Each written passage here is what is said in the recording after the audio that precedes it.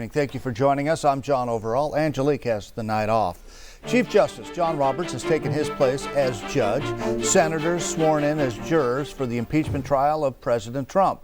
The president's legal team preparing for the constitutional clash, just as new accusations tie him more closely to the heart of the Ukraine controversy. NBC's Alice Barr has the latest from Washington.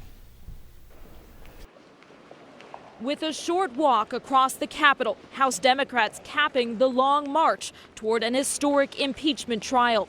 The charges against President Trump read aloud on the Senate floor. President Trump solicited the interference of a foreign government, Ukraine, in the 2020 United States presidential election. Chief Justice John Roberts then sworn in to preside over the trial. I do. And swear in each senator to do impartial justice as jurors. Do you solemnly swear? Behind the high ceremony, signs the investigative work is not over.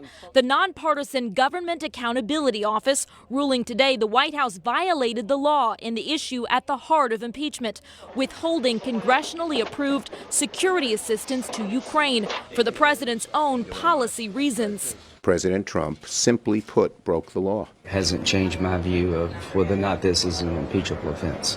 Adding to the pressure, MSNBC's interview with Lev Parnas, associate of President Trump's personal lawyer, Rudy Giuliani. Parnas directly implicating the president in the pressure campaign to get Ukraine to investigate the Bidens. President Trump knew exactly what was going on. President Trump denying Parnas's claims and attacking his credibility. He's under indictment for campaign finance charges. I don't know him at all, don't know what he's about, don't know where he comes from, know nothing about him. I can only tell you this thing is a big hoax. Senators now prepared to judge for themselves when opening arguments begin Tuesday. And this is only the fourth time a sitting U.S. president has faced impeachment in our nation's history. News 4 Tucson's Eric Fink digging deeper into the history of impeachment. Impeachment is a measure so severe it has only happened 2 times before in American history. But no U.S. president has ever been removed from office through impeachment.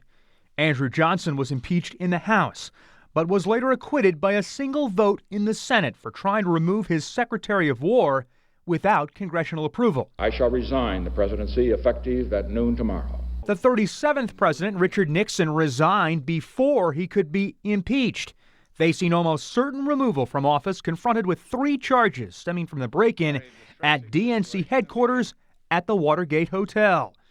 And Bill Clinton impeached for lying to a grand jury about his relationship with White House intern Monica Lewinsky. I did not have sexual relations with that woman, Miss Lewinsky. In the Clinton impeachment, only one committee, the House Judiciary, relied heavily on a report compiled by Kenneth Starr, the independent counsel who led the investigation.